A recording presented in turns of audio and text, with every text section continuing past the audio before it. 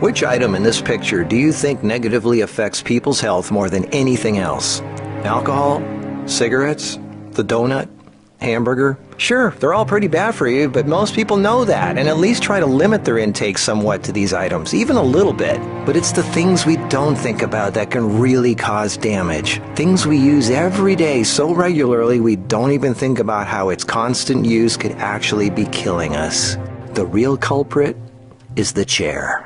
We were given legs for a reason. Most third world cultures don't even have chairs, and they walk an average of 10 miles a day. We in the modern world, on the other hand, spend most of our entire waking days sitting down. People go right from bed to sitting on the toilet, after which they sit at the breakfast table, then they sit in a car as they drive to work and spend the entire day sitting at a desk, only getting up to sit in the toilet and in the cafeteria. Then they sit in a car to drive and sit at the local bar for happy hour. Then when they've had enough of that, they go drive home and spend the rest of the day sitting in a comfortable chair watching TV before they crawl to bed to recover from all the physical exertion that day. And when people go out, they sit at a restaurant or a movie theater. Sitting all day is far worse for you than you might think. A 2010 American Cancer Society study following over 123,000 people from 1993 to 2016 found these alarming results. People who were inactive and sat for over 6 hours a day were 94% more likely to die during the time period studied than those who were physically active and sat less than 3 hours a day.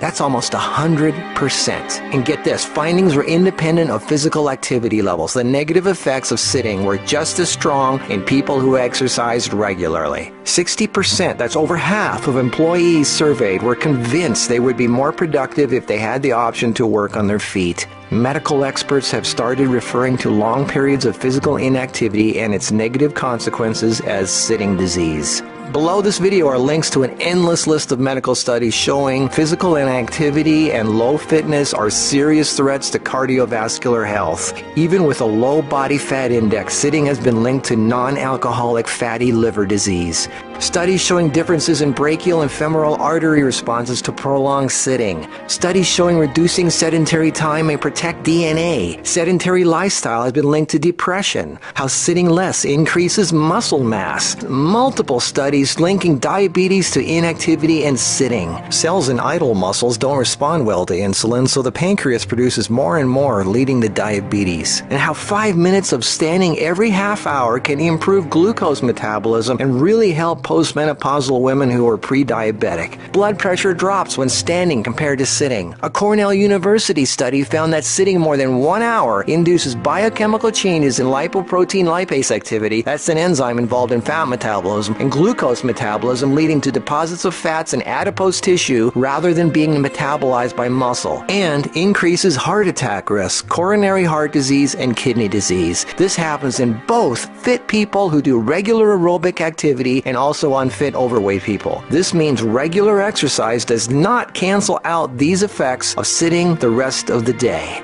Sitting a lot is asking for trouble, no matter who you are. Another study at the University of South Carolina found that men who reported more than 23 hours a week of sedentary activity had a 64% greater risk of dying from heart disease than those who reported less than 11 hours a week. And many of these men routinely exercised. Cholesterol, blood sugar, triglycerides, diabetes, heart disease, and a number of health problems all became apparent. Studies have linked sitting to a greater risk for colon, breast, and endometrial cancers. Sitting for long periods of time can cause blood clots to form, which can travel to the brain, causing a stroke. Speaking of blood clots, lungs are twice as likely to develop pulmonary embolisms. Lack of physical activity leads to hypertension, high blood pressure, sleep apnea, snoring, compression of spinal discs, herniated lumbar discs. The Washington Post reported sitting a lot also causes leg disorders, varicose veins, swollen ankles, deep vein thrombosis, muscle degeneration, hip pain, and worst of all, a limp, sagging rear end because the glute muscles not only don't get used, circulation is cut off from the weight of the whole body pushing down on it. Medical News Today announced that our chairs are slowly but surely killing us.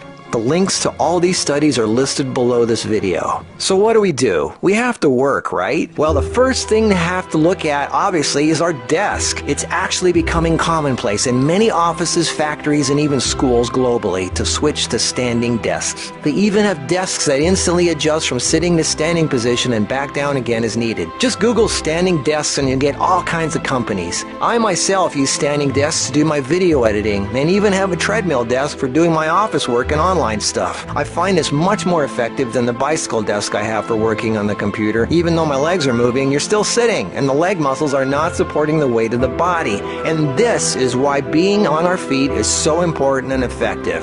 The act of standing requires all kinds of muscles to keep us from falling over. Muscles all over our body are constantly adjusting, tightening, and loosening to keep us balanced, from our feet to our legs to our torso, arms, and neck. That's thousands of muscles, big ones, little ones, constantly working to keep us from falling over. And all this work requires energy, which of course comes from our food, and fat, which doesn't get used if we sit around all day. So do as much as what you normally do standing up if you can. And if you can't, stand up every half hour for 5 minutes. Even if you don't do much, just stand up. And if you really want to get things moving, do some squats. And I don't mean 3 or 5, I mean 20 or 30. Take the stairs instead of the elevator. Throw out the TV and do more yard work. Clean up the house more. Do more repairs. Go to the park. Walk down the street or just stand around. Anything. You are not designed to sit. You are designed to be upright. Half your body is legs. They are there for a reason. Use them. If you value your life, get off your ass.